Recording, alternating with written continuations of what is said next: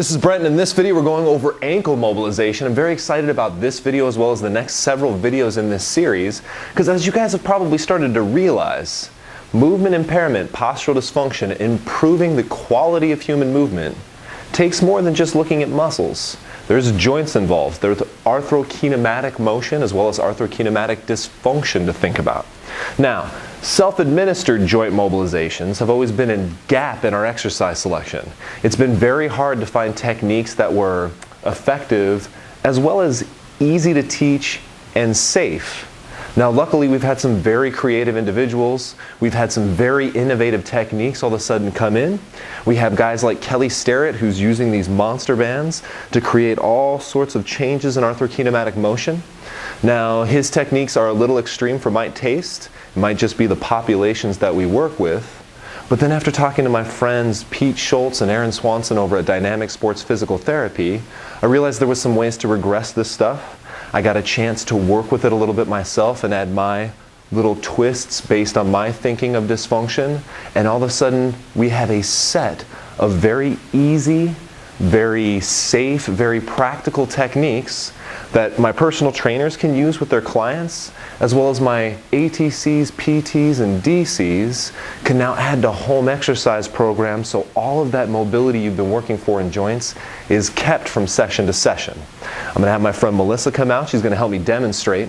Now, before we even start thinking about what we should do to the ankle, we have to think about what is happening at the ankle in dysfunction, which is we have the calcaneus, the heel bone, the talus stacked on top of it, and then the tibia on top of that.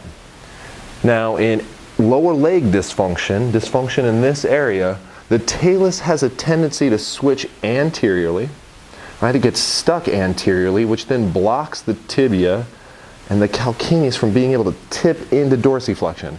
It's like a mechanical block. Some of you guys have probably felt that when you go and do a calf stretch and you actually feel it more of like a pinching or a pressure in the front of your ankle. The other thing that happens to the talus is it starts shifting medially, which creates that foot flat thing we see in so many individuals. So what we have to do for our mobilization is find a way to work on dorsiflexion, which is that range of motion that's commonly lost, while trying to shift the talus that way, right? It's stuck this way. We want an anterior to posterior pull. Now, my problem with some of the mobilizations I've seen in the past is in order to get room for the talus to shift, you kind of need to create some distraction in the ankle. Now, we might not be able to do that all that well with self-administered techniques, but previously I've seen a lot of people try to stand on this leg. They put pressure through the tibia, through the talus, through the calcaneus, and compress the talus, and then they try to do the mobilization and it just doesn't work because there's no room. Like I said, this is where I went to Dynamic Sports Physical Therapy, and Aaron Swanson was all of a sudden doing this technique raised up on a step, and I kind of realized the genius that was happening here. Now Melissa has to put the weight on her back leg. This is unweighted. So at the very least I have no more compression, and when she drives into dorsiflexion, I'm hoping that this big monster band will give me enough force to keep the talus in place, just like if I had put my hand here over the neck of the talus. So, getting back into setup now, she's put this nice thick band just below her lateral and medial malleolus. All right, so just below those. So the band kind of ends up on the angle, right here of the ankle, which is on the neck of the talus. She's going to shift her foot forward and get some good pull. I'm going to go ahead and give her a dowel or a foam roll or something so that she can maintain her balance. She's going to try to keep her back leg underneath her body. Remember, I want this leg taking on all the weight. If that leg gets way back behind her, she's going to have to switch weight on this leg, and then we have the compression problem again. Now we can get really fancy here. Not only use this dowel for balance, but put it between the second and third toe. Put it a few inches, maybe 4 or 5 inches in front of her knee. And now not only does she have something nice to balance with, but if I tell her to drive forward with her left glute, so I'm working on her right ankle, her left glute's going to actually be doing the work, I can have her work on dorsiflexion, trying to get to that stick, which is not so easy. All right, let's try 15 to 20 reps of that. It's usually the rep range I've been working on lately. 15 to 20 reps, making sure she keeps her heel down. Right? If she doesn't keep her heel down, we're not working on dorsiflexion anymore. All right, keep that heel down. And she's got this huge posterior pull. All right, now, you can start applying. I know my PTs out there, my ATCs out there, my DCs out there, we're all taught our mobilizations are grade 1s, grade 2s, grade 3s, grade 4s. It would be a little too much for me to say that we could replicate that here.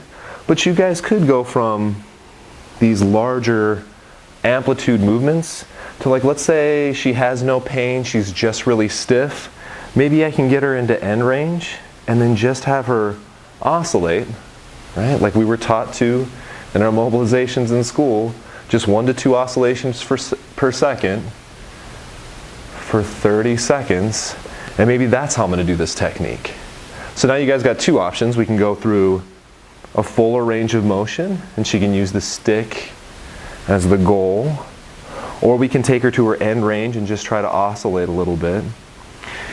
If she was somebody who is having pain, I do want to warn you guys of this. Let's say she has ankle impingement. We only want to touch that pain. We don't want to go into that painful range. Just touch it, because the last thing I want to do is take a nice inflamed ankle and make the inflammation and the pain worse. We definitely don't want to do that, because it's going to change her gait and it's not going to help her move better. I would still use this technique. I would just say, let's say she starts feeling a pinch right here. Well, good. I would have her set that stick back. I just want you to touch the pain, don't go into it, don't make it worse, and then she's going to back off it. All right, so we're still getting work on that anterior to posterior mobilization, but through a range of motion that's pain-free. All right, guys, so I want you to work with that. Let me have you go ahead and switch sides so they can see that you're putting all of the weight on the other leg. Just want to see you guys see both sides of this setup. And then we'll show you the medial to lateral pull on the talus. Good, so same thing. What I want you guys to notice is she's set up nice and tall, good kinetic chain checkpoints, right? Her shoulders are over her hips, her foot's beneath her, and then I'm going to have her squeeze this glute. And really think about squeezing this glute so that she does not start loading this leg, which is going to add to compression and make that mobilization a little harder. Once again, we can do those larger amplitude movements. We can do the smaller oscillations at end range.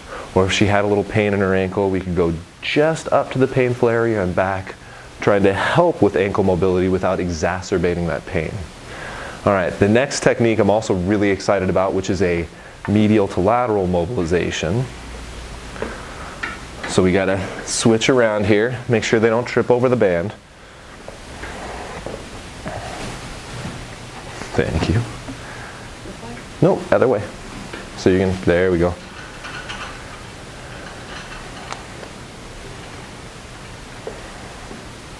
Good. Now, I know what you guys are thinking, that we probably go medial lateral and start rocking back and forth this way, but that actually does not work out very well. You guys are going to get a medial to lateral force just like you see. I'm going to have her step out just a little bit that way. Put the stick in this hand between her second and third toe.